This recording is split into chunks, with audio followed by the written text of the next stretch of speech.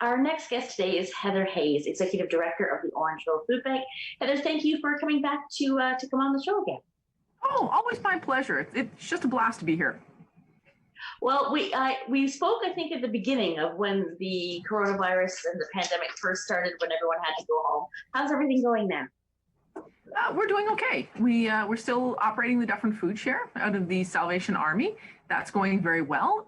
Since we've talked, we've also developed a delivery system. So that would be for individuals who have mobility issues, socially isolated, maybe they're in quarantine, so they can give us a call and then we can deliver groceries to them twice a month. So that's pretty good. So in general, things are going well at the food bank. And as always, we're so thankful for the community support that makes this possible. That is truly amazing and such a service that you do provide to our community. I understand you have some exciting news. We do have some exciting news. So just before the pandemic sort of took hold of all of our lives, the food bank was told about a building that was potentially for sale in our area. And we've been looking for at least as many years as I've been at the food bank, seriously looking for the last 2 or 3 years. And so we're pretty excited that we are now the proud owners of 3 Commerce Road, which is directly behind Georgian College. It's a much bigger facility than we have right now, actually double the size of what we have right now, with the potential to have gardens there in the future. And as well, it offers cold storage, which here at this facility, we don't have as much cold storage as we need. The county is kindly providing right now a 53-foot trailer at the Salvation Army that holds our large cold storage items to support the food share. So in this new space, we'll double what we have here. And that's going to mean that we're going to be able to accept more donations from Feed Ontario, from Food Banks Canada, from local farmers, so that we can provide fresh and perishable foods out to individuals that are in need. So it's pretty exciting. We had donors come in and help us with the purchase. We still are taking on a $1,012,000 mortgage, which is the vein that sometimes pops out the side of my head. That's what's responsible for that.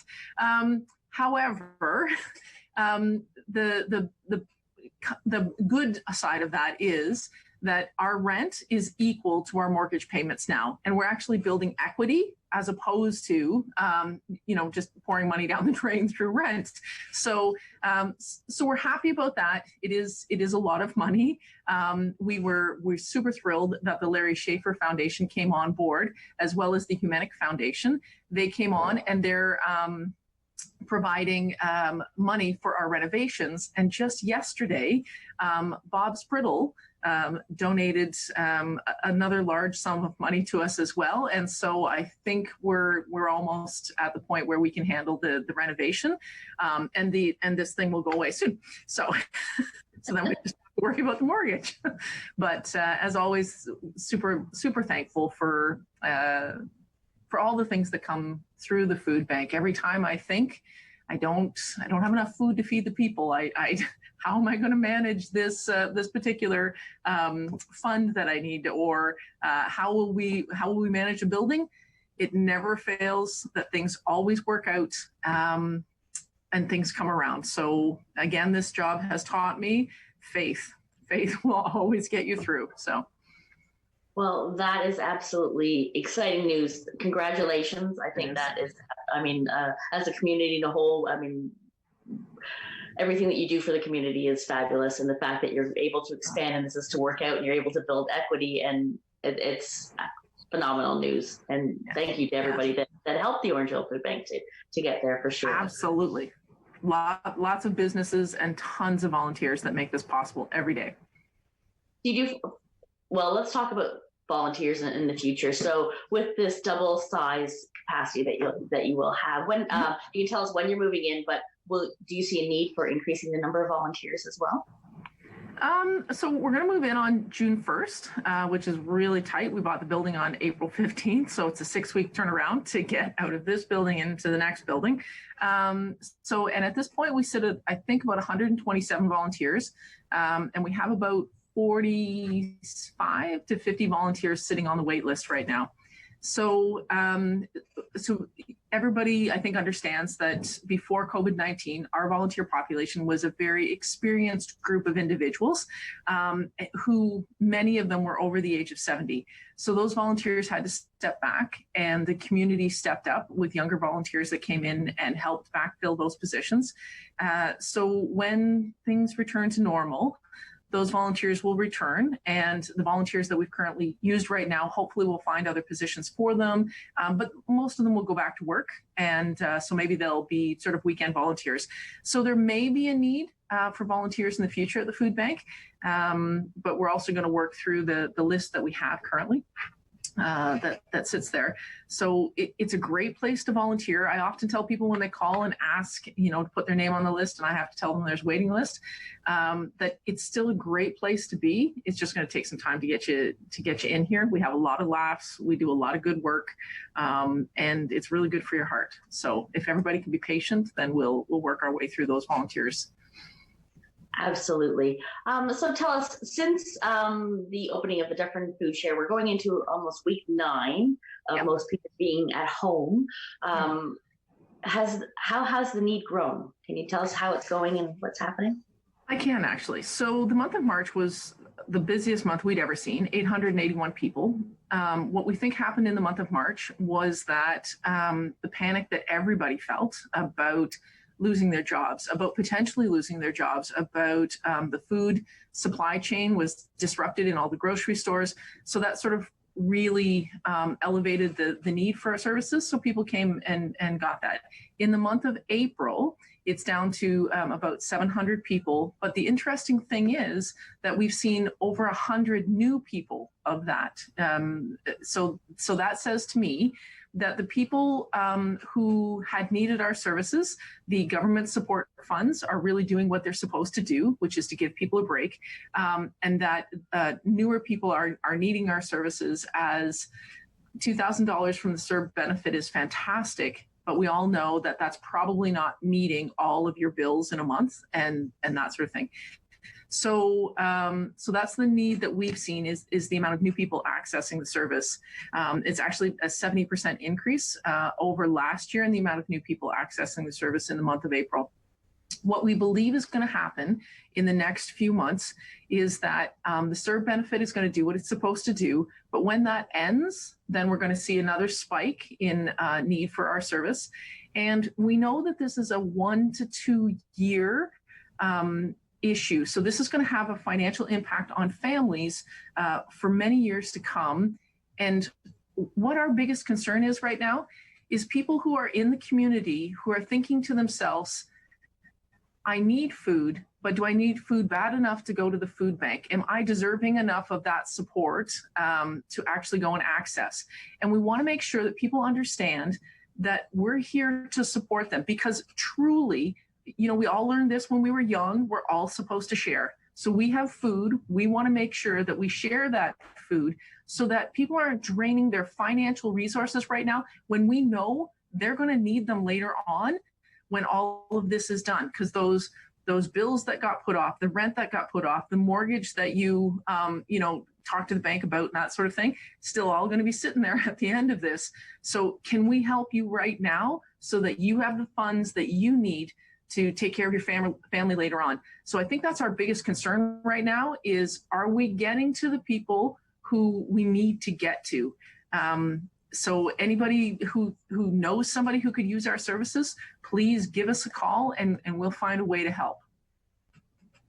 That is phenomenal. And I think you hit the nail right on the head, that this is not something that's going to be over in a month or two. It's something that's going to carry on, and it's affecting everybody. Affecting everyone's stress, anxiety, and I applaud you for preparing for that and knowing that that's why you do what you do, and do it so well as well. So, what kind of items are you in need of right now? I mean, I know you're in the process of getting ready to move, and how is that? Donations and what you need. So as always, the food bank could use the non-perishables.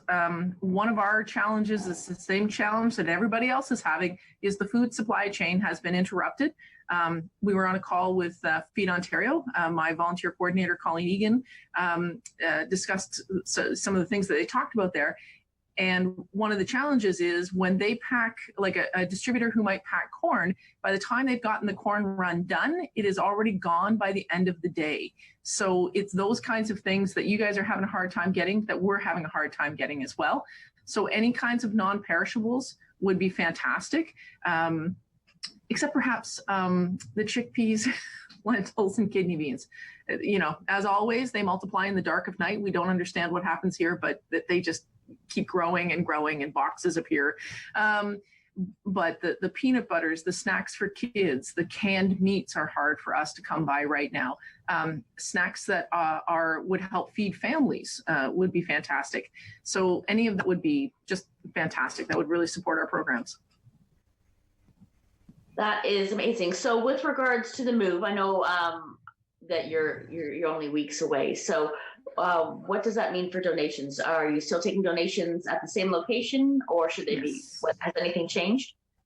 No. So the donations are still coming to 25 Centennial. We've got a big blue bin outside that people can put donations in, or they can come around to the back as they always have, hit the red buzzer, and we'll come running. And so we can accept those donations there. As of June 1st, the donations will move over to 3 Commerce Road, which literally is directly across the street from us. It's not like it's not far. It literally is a 30-second walk. So that's where donations will go as of June 1st. The Dufferin Food Share will still continue to operate and do the operational pieces of it out of the Salvation Army. So really, other than changing our location for administration and donations, things will stay the same. That is wonderful. And I know you're an incredibly busy woman, and now you have all of these move idea things happening. So what are you doing in your off time to remain sane? Well, sane might be pushing it just a little bit. I may have, I've had a couple of speed wobbles. I'm not afraid to admit that. There's been a couple of good crying jags and all of this. And yesterday, Tuesday, I turned all my devices off. I did not answer a single email or a text for that matter. I spent the day at home, and I did what makes me happy, because I am a Scottish woman at heart. I cleaned, because it's what we do. We either bake or we clean. So I baked, I cleaned. What else did I do? I've got a new knitting project that I'm pretty excited about. So I've been working on that. That went for a really, really long walk. That helps me clear my mind. And yeah, those are the things that center me, is being at home and being quiet. So always good music, some good jazz, some good dancing music around the house while I was cleaning. And yeah, so those are the kinds of things that re-energize me and keep me sane. So.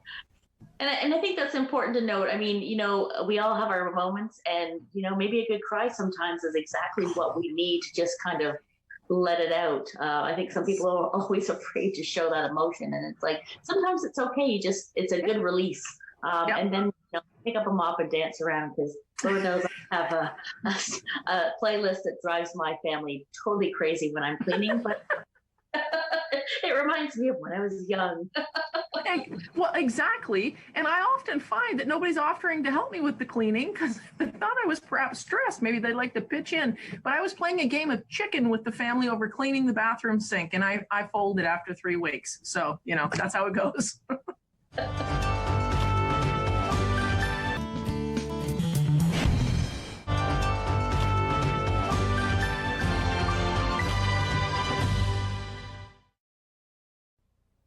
Welcome to this local Rogers update. My name is Teena Avery. Joining me today is Maureen Riedler from Hospice Dufferin. Maureen, thank you so much for joining us. Thank you for having me.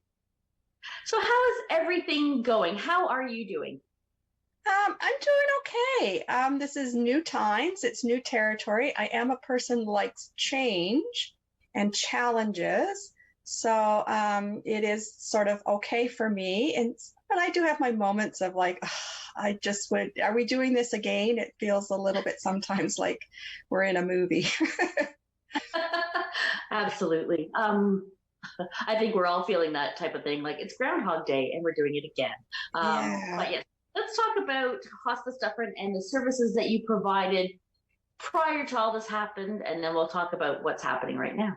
Yeah, so Hospice Dufferin supports people with psychosocial supports, and spiritual supports for people that are living with a life-limiting illness. We have a social worker that does a lot of counseling for bereavement and does a lot of support with families. And then we have all of these lovely programs that we used to do on site. So we had yoga programs, and we had a meet and greet, which was a social program. We had exercise programs.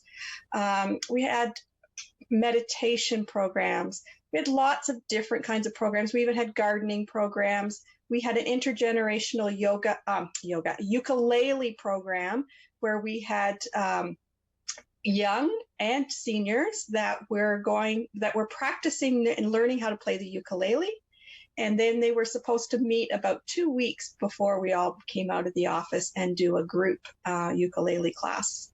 So we do a lot of variety of things. We try to do legacy work as well, helping families when just sort out some of those things and last messages and things that people want to say and do before possibly a death. So how has the coronavirus affected your services and what you're able to offer, and how have they changed? Well, our services are in some ways running almost the same, and we have gone virtual. Zoom is our best friend, as most people are right now onto Zoom and using those platforms. So instead of coming to the office, people are coming to Zoom sessions. So we have this afternoon, we have our Zoom ukulele class, which is interesting with the time delays, and it doesn't quite sound so beautiful, but we keep coming back every week because we like to see each other. We have meditation. We have bereavement groups online that are coming online. We're also doing Facebook. So for those who don't want to do the Zoom or maybe sometimes don't have the bandwidth, we have Facebook pages set up and we have activities on there. We have people checking in there, those kinds of things. As well, staff and volunteers are very busy making phone calls. So we're very busy calling our clients, checking in on them, as well as new clients. We have lots of new clients that are coming on, and we're helping support those as well. So in some ways, it's the same. In some ways, it's different. The biggest thing I think we all miss is being able to give our clients a big hug. That's what we miss the most, I think. Yeah, there's no doubt in my mind. And I was just thinking, when it comes to bereavement and dealing with families and that are losing someone or have lost someone, that must be very difficult.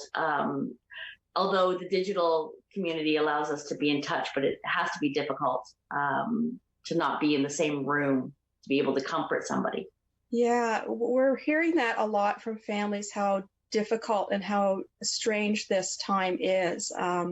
Funerals are often being held off now, but even to just the connection that people had even with their funeral director, now it's much more, the body is removed, the body, you come to pick up your remains, you stay in the car. There isn't that community piece that I think is crucial for people that are grieving, and it's much more difficult, and it will be challenging, and it'll be interesting to see where this comes and where we can get better at it as a community. How do we do this and still respect everyone's wishes and everyone's difference in how we grieve? Yeah, absolutely. And I think that it's got to be so difficult for the families.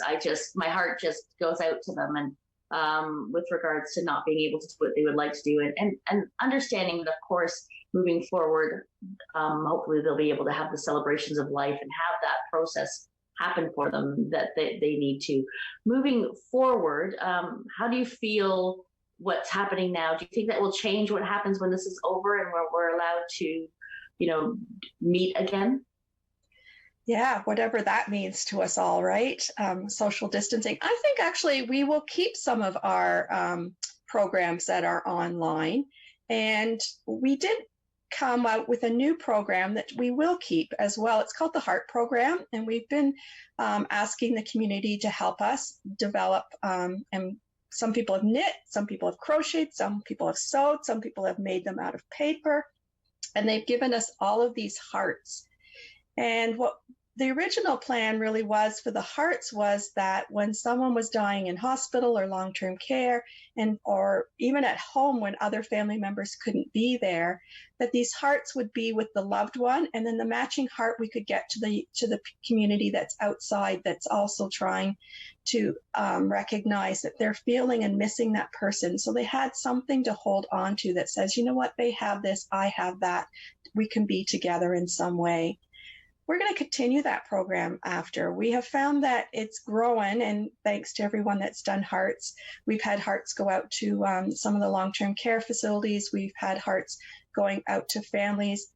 We've had even heart suggestions going out to as far away as Africa, where family can't be here. And we're thinking, this is a pretty norm. And even when someone is sick, we often hear kids worried when they go back to school that if mom and dad are sick, how do we connect with them? So holding on to this little heart, or whenever they think of them and they need a little hug from them, we think that will be a real benefit. So we're going to keep our heart program going for sure.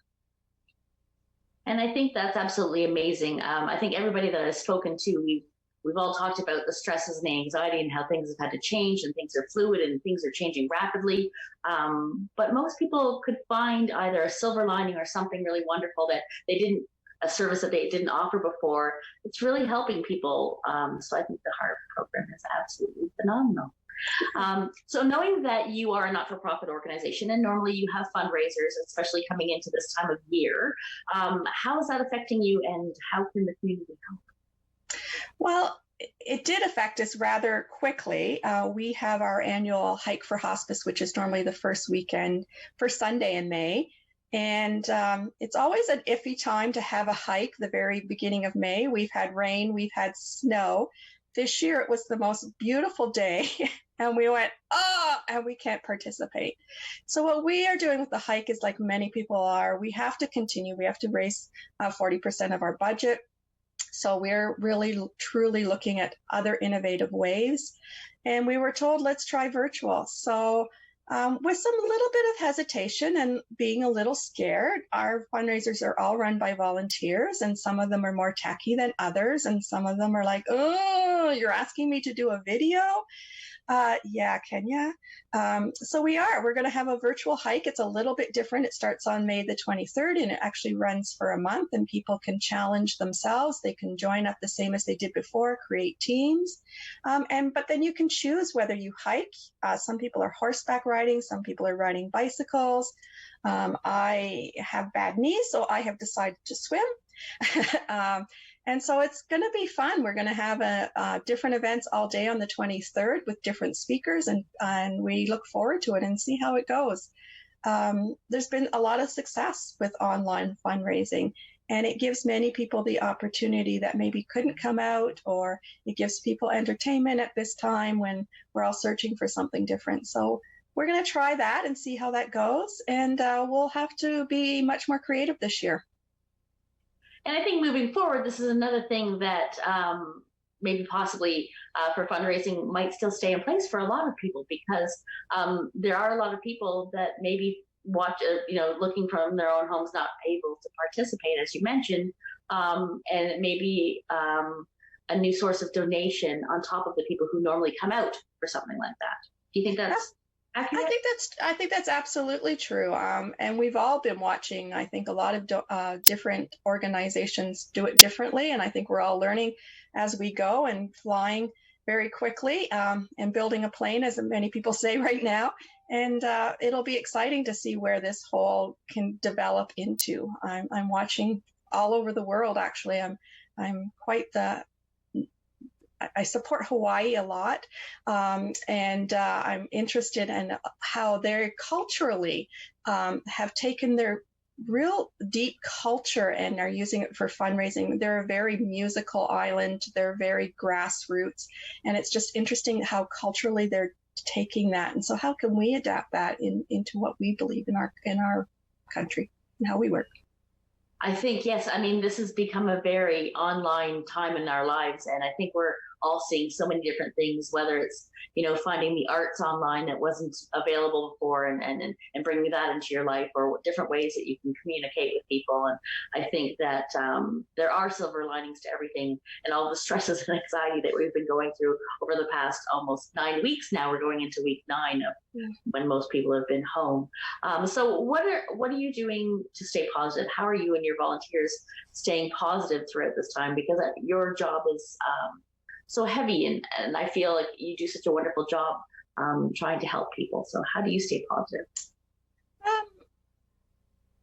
I for some it's difficult because it's a little bit about your personality and how you perceive things, and I think for myself, it's really balancing right now. I can have really long days if I want them to be, and I can have shorter days if I want them to be.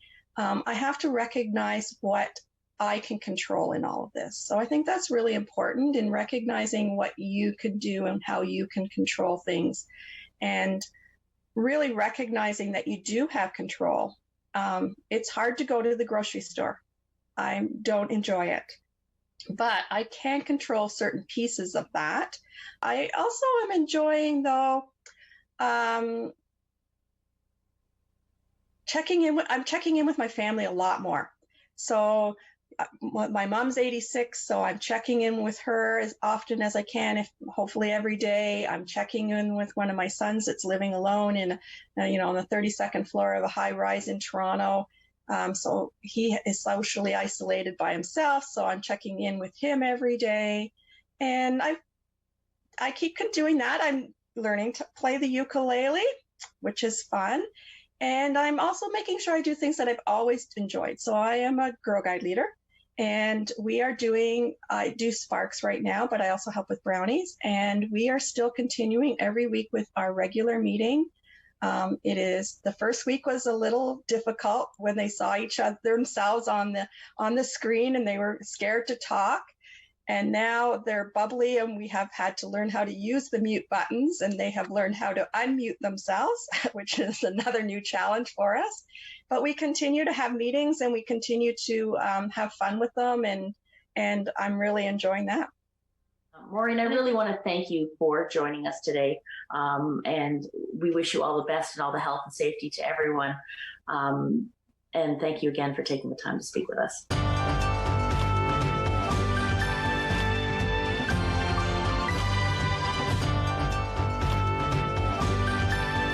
Canada.ca. And today joining me, I have Bill Lidster, who's the manager of Conservation Parks for Credit Valley Conservation. Bill, thank you for joining us. I've got Ray Osmond, general manager of community services for the town of Orangeville. And I have Councillor Grant Peters of the town of Orangeville, also chair of Sustainable Orangeville, and board member representing the town on Credit Valley Conservation's board. So welcome today to all of you. So Bill, Grant talked about staffing, and I guess this has been a good opportunity for you to get a jump on spring maintenance and cleanup that has to go on, and trail maintenance. So I'm sure all those things have been carrying on. Is that correct? Yeah, well, actually, we just started doing that Wednesday of this week, after we got the green light from the province about some other essential services and people that were coming back to work, landscaping and everything. So that included some trail maintenance and everything. So we have brought on a limited amount of staff to start working on some of the maintenance and getting the trails cleaned up and getting ready for our staged approach that we can talk about a little bit later. Right. So this, staged or phased in reopening of the economy is going to be going on for weeks or months now. I guess a good part of this is that exterior or issues with respect to tourism are ones that are probably going to be opened up first, right? I mean, it's problematic having indoor events until some further information from public health. But so you must be speculating that sometime in the next little while there's going to be a reopening of some of the parks, and this is leading you to some of this updating work that's going on now. Yeah, absolutely. So what I can do is I can share with you our staged approach that we're looking at for Credit Valley with no dates tied to it, because as we all know, we're going to be working with the provincial directives and basing our opening and stages on that. So we have a solid plan, and it leaves us room to put some adaptive management processes in place that if the timelines get bumped up, then we're ready for the next phase, and so on and so on.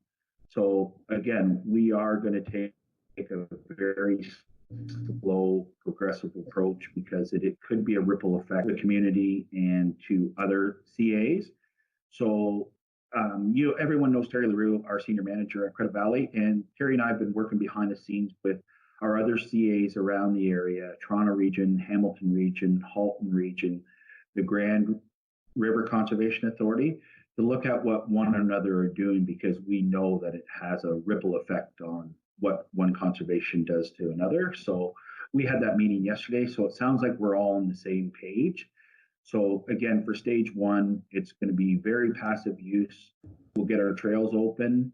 All our buildings and washrooms will stay closed. And then as stage two, then we'll look at having some limited services. We'll have those washrooms available. We'll have water access on the water. For stage one, we'll allow people to shoreline fish. Right. And then again, depending on the group sizes from the province, then we'll look at in stage two having picnics, people allowed to come out for a picnic, and small group gatherings. And then further down the line, when we come to stage three, then again, we have two phases in our stage three because of our two conservation areas, Bell Fountain and Badlands, that get loved to death, with several visitors coming there. So again, we're going to pilot a couple of things there down at Badlands and Bell Fountain and look at having timed access where people can come in for a couple hours, and then we can limit the number of people that are coming into our parks. So we are prepared for stage one on having an influx of people into the conservation areas, but we do have some measures in place that how many people is too many. And it all depends, once people get on site, how they flow through the properties on the number of people that we will allow into the conservation areas. And with some of the trails, as we discussed, Sandy, is that Island Lake, the boardwalks and bridges are narrow in some spots, but we do have, we call them jut outs, where people could get off to the side and let other groups go by. So again, we're going to be, we want to work with our users and say, guys, we have to do this together.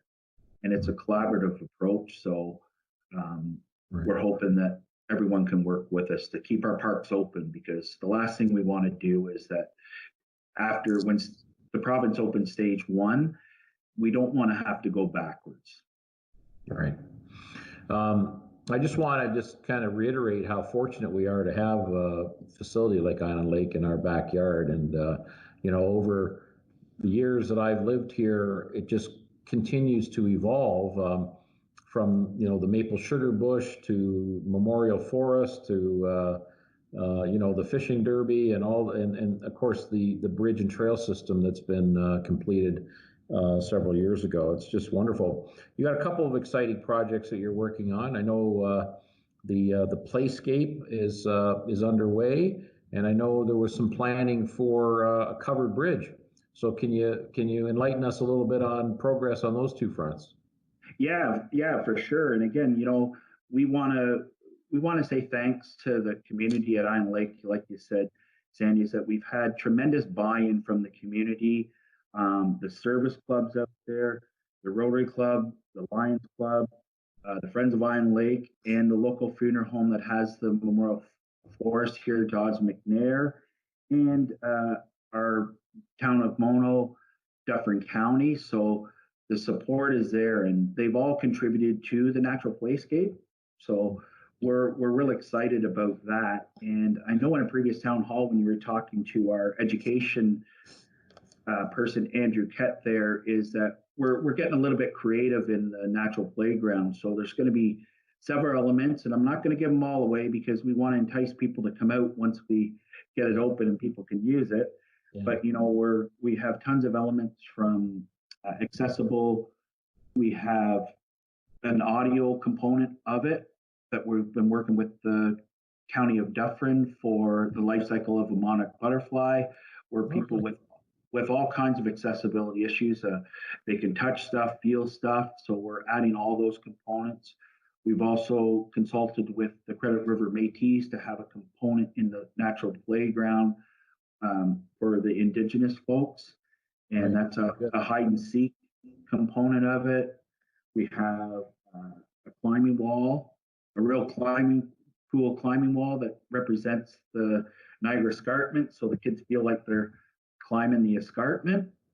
Excellent. And a water feature. And some of the other stuff, as you mentioned, the covered bridge.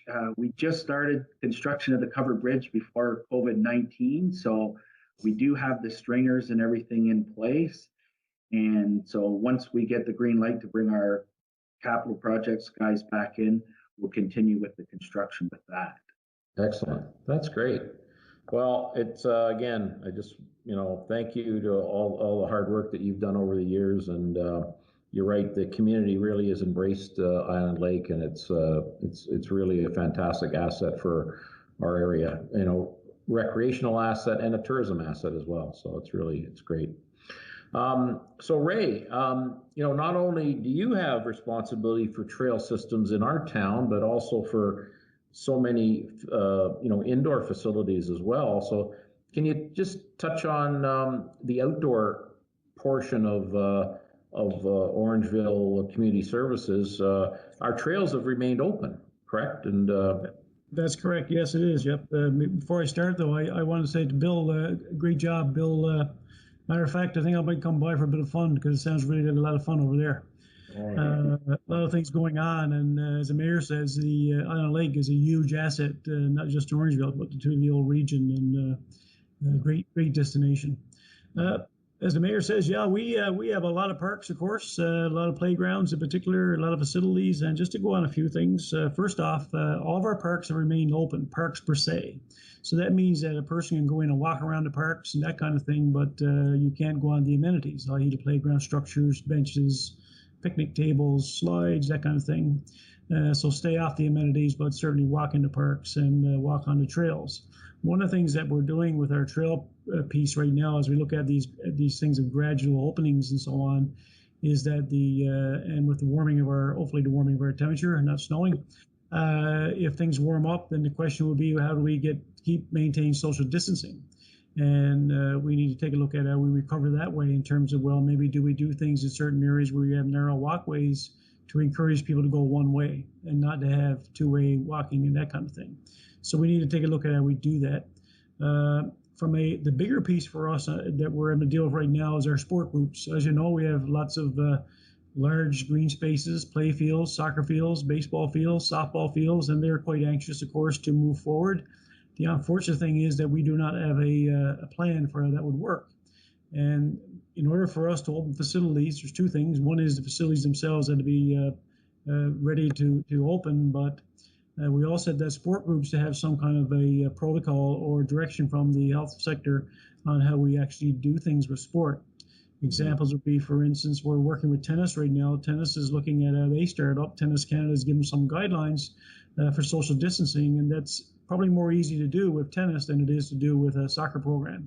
Likewise with baseball. Baseball has, there are parts of a baseball game, as we all know, where you can certainly easily social distance. But when you get up to the bat and when you have to go from base to base, it's problematic in terms of how you social distance. And how do you reach out to have someone out on the plate.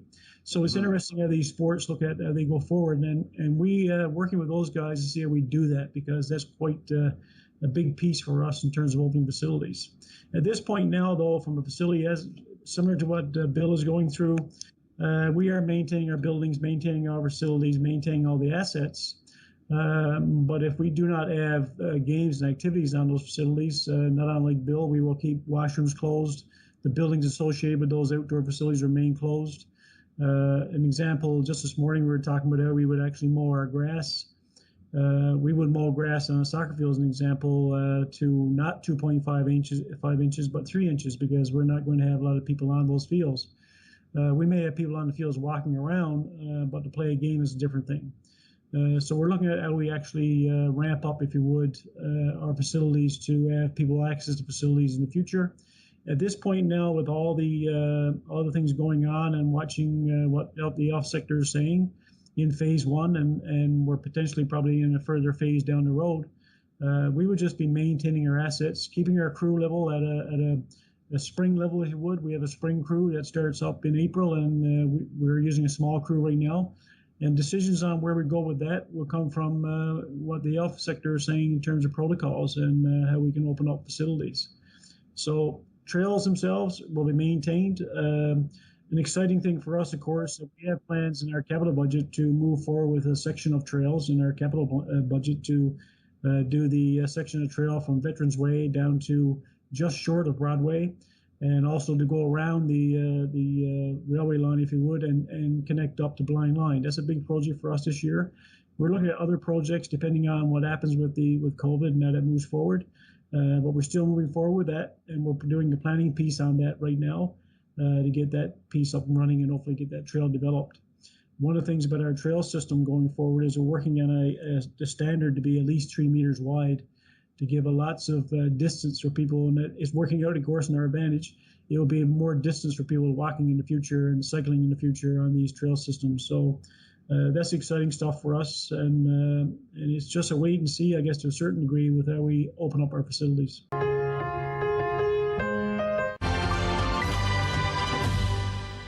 I think the sign makers must be licking their chops right now, because you guys are all going to be having to put copious signage out there to remind people distancing and maybe direction on some of these paths. So it's interesting. I was thinking maybe Bill and Ray, you can collaborate, because on the baseball paths, if you put a baseball glove at the end of a fishing pole, you might be able to tag somebody out that way.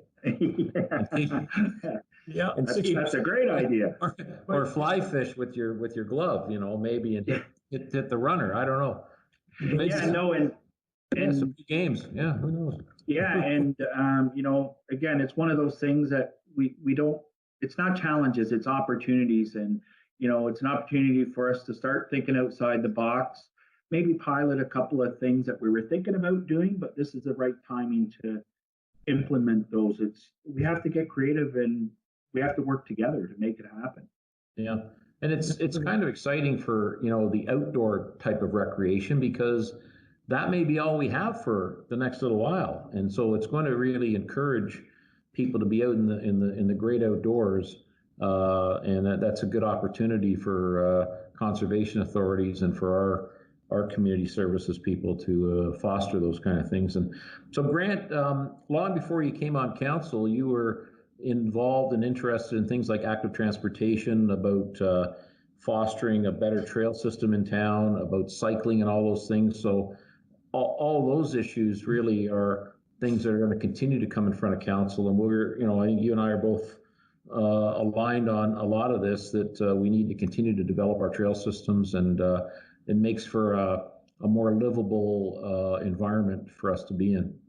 Yeah, I think, some of the timing worked out a little bit because we approved the SNAP and the Cycling and Trails Master Plan last year. So that gives us a really good guidance in terms of how to move some of these projects forward. So, getting more people outside, like you said, everybody's itching to do more stuff outside and to break out of the confines, so to speak. So, I think that's going to be very good for the community to get out and explore a little more, obviously with certain protocols, that sort of thing. But again, having those documents in place, being able to build on those, maybe even improve some of the standards to account for some of this, going to 3 meters instead of 2.5 wide, something like this.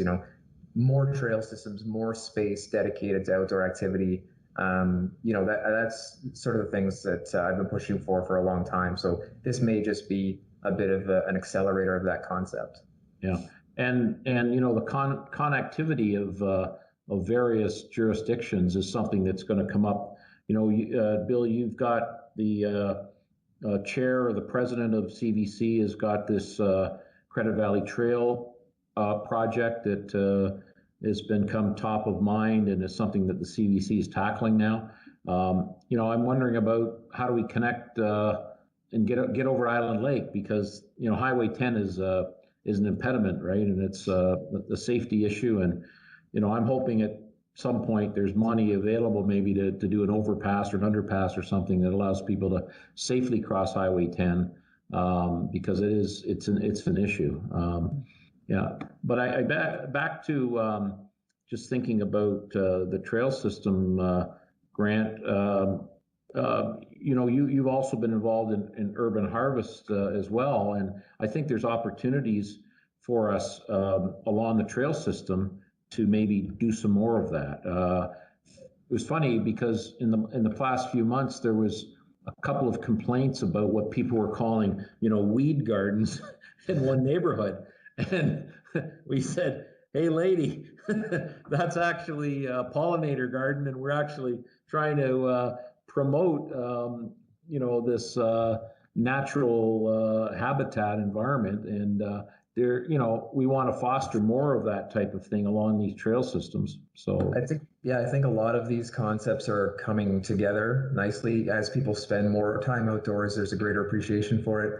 More people are growing their own gardens this year, so people will start to notice, the flora and fauna that exist in Orangeville, and combining that with the trail systems and that sense of community and that food security.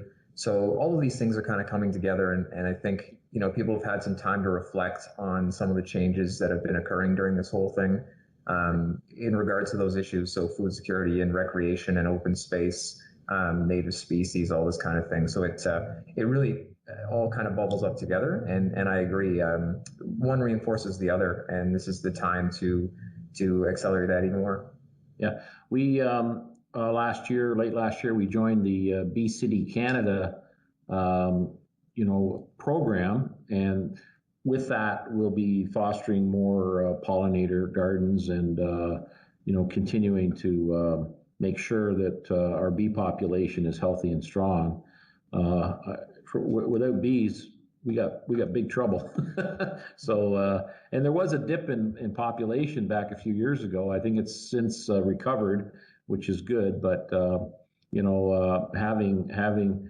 something I learned talking to the people that were pushing this idea in Orangeville, I couldn't believe it, but they said there was 800 species of bees in the world, and I found that remarkable that there's that many, but it's an incredible, diverse world we live in, and it's huge. So I guess I shouldn't have been surprised, but it did seem shocking to me that many.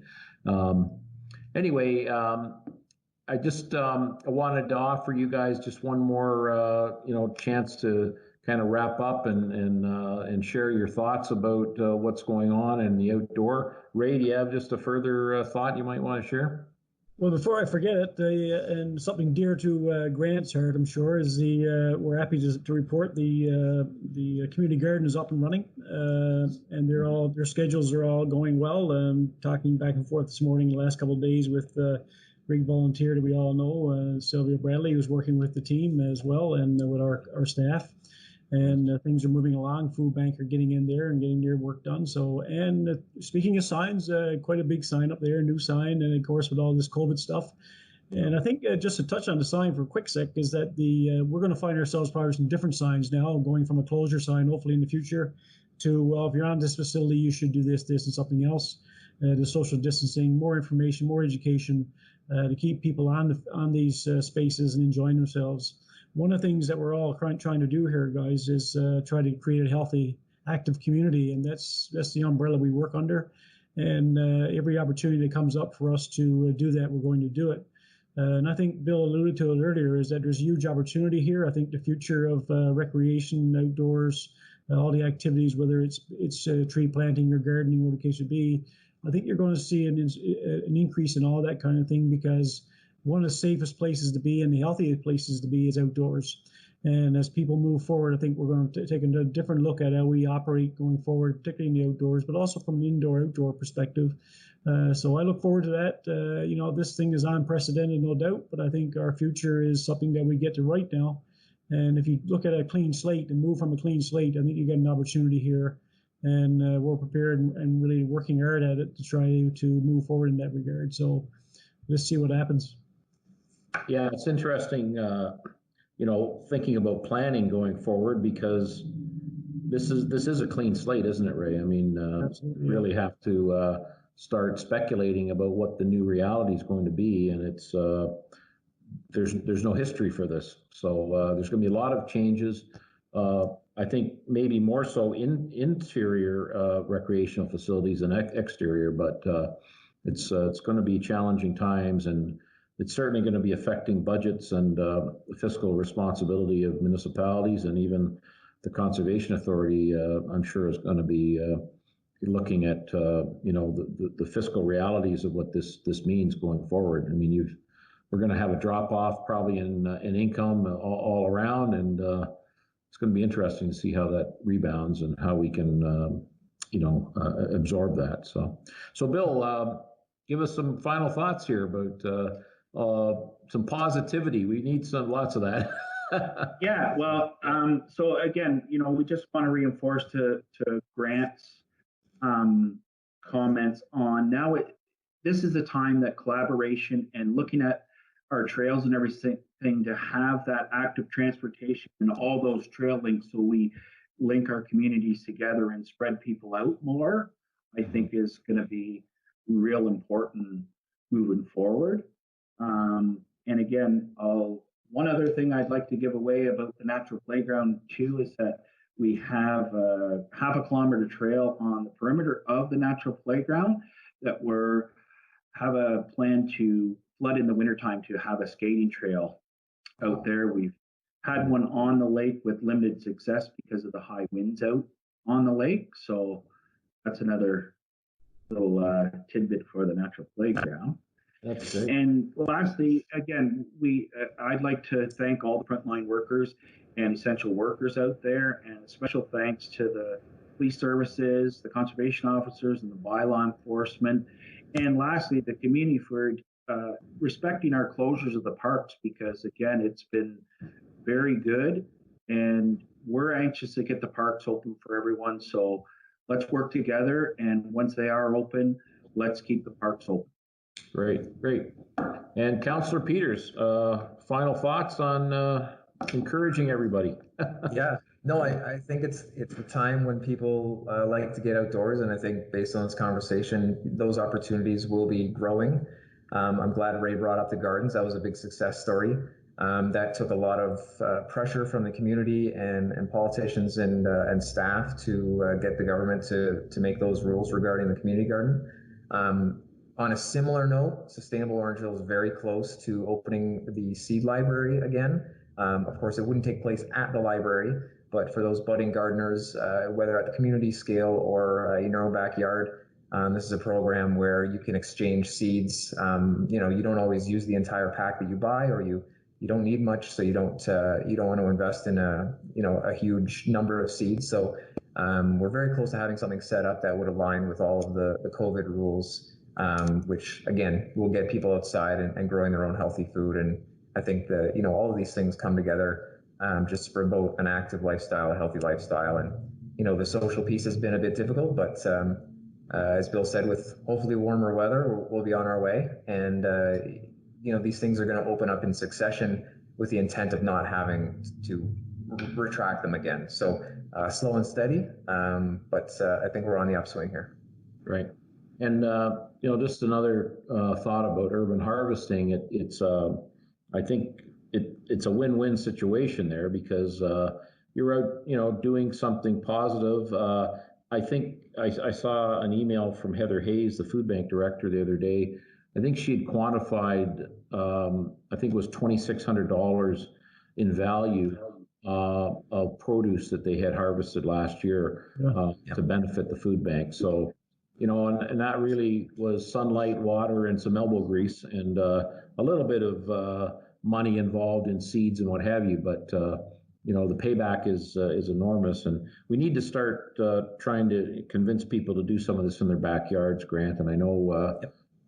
Hopefully council can consider that maybe in budgeting going forward, that we can help people to embrace that idea. I think it'd be, again, it's a win-win there for sure. So anyway, gentlemen, we're just about, we're at 30 minutes right now. I really appreciate your time this morning. It's thank heavens that Mr. Ford and the rest of the, upper tier government is starting to open things up for us. Let's hope the summer brings more of this, both on an economic front and on a recreational front, and really looking forward to hearing more from Mr. Ford in the coming days.